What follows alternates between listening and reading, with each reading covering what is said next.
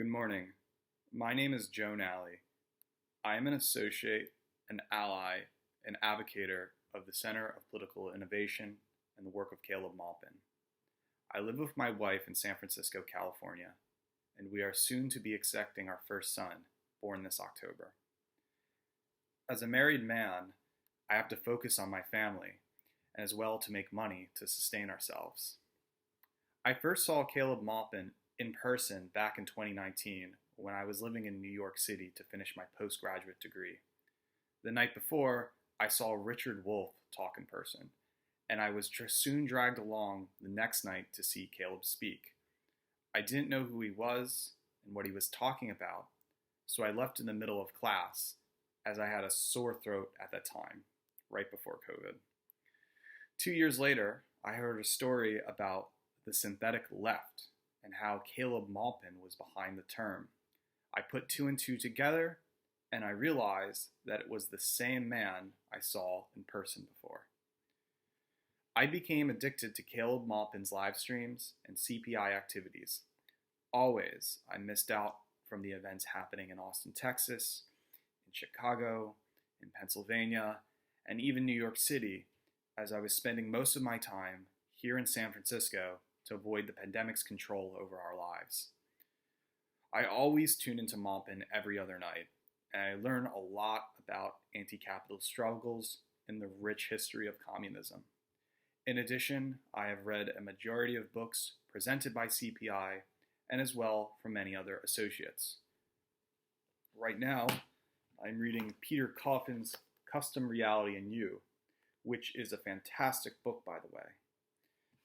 And I also enjoy his pamphlet, Mob Justice, or A Society of Subscribers.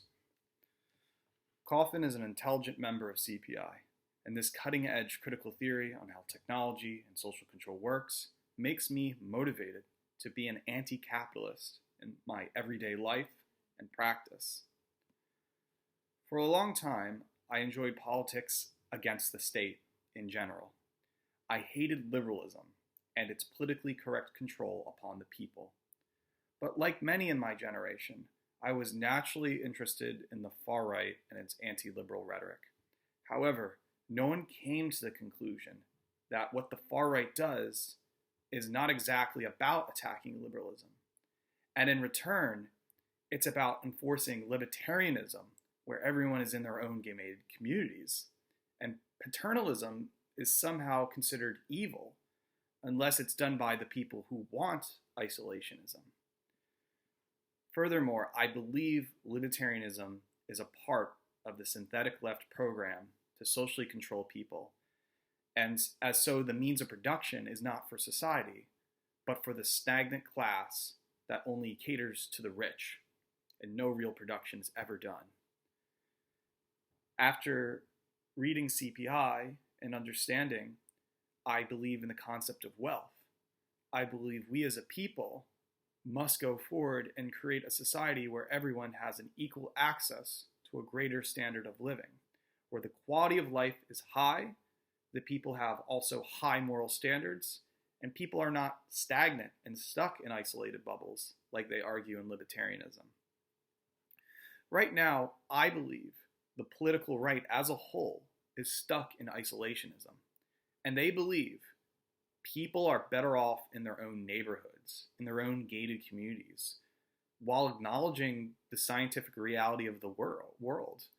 They'll say things like, communism is based upon envy and jealousy. Don't you read Martin Heidegger? Don't you know that race is real? As if these terms here are deliberately made to advocate the American imperialist state and to further confuse the public from discovering the real truth, the economic reality, what is happening, and not some kind of ideal on envy or jealousy or communism, as they like to call statism. The Center for Political Innovation is about putting humanity on the correct path. CPI is about worldwide diplomacy. It's about changing the way we see economics and making anti-capitalism the highest priority of political interest.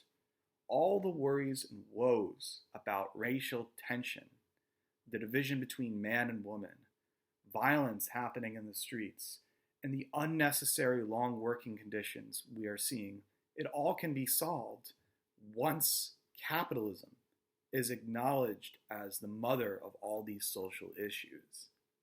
That is, once we have an anti-capitalist system and when profit is no longer controlling the means of production, we can finally be liberated to aim for, I believe, the Socratic good life, and where humanity is benefited as a whole, where virtue is aligned with what people do and not what they say. I believe anti-capitalism is a moral crusade, and it's a fight for ethics. It will free people.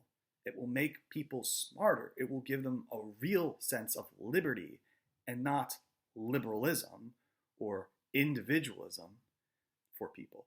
So when people are given real liberty in anti-capitalism, they can contribute to a society as a whole and create real meaningful work, without looking for it to be enslaved by it. There will be no concept of slavery in the anti-capitalist state, as work is now valuable in all areas, including the arts. Under anti-capitalism, work will be made for everyone. And it isn't just if you're a cartoonist and there's no cartooning offered in San Francisco, too bad, you got to move out and you got to move back in your parents' house, right? That won't be an issue in anti-capitalism. So I advocate CPI because I know what they're doing is morally right, politically right. I love to get involved, but only when the time is right for me to get in. I have a family. I know what they're doing is correct, and I know for a fact CPI's community is welcoming and friendly. I know more people will engage with CPI as the time will come.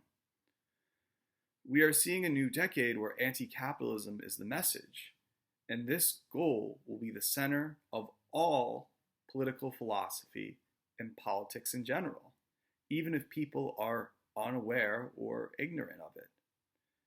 I know CPI is doing the right thing, and I am always excited what they're doing in the future and what they're putting up on YouTube to watch.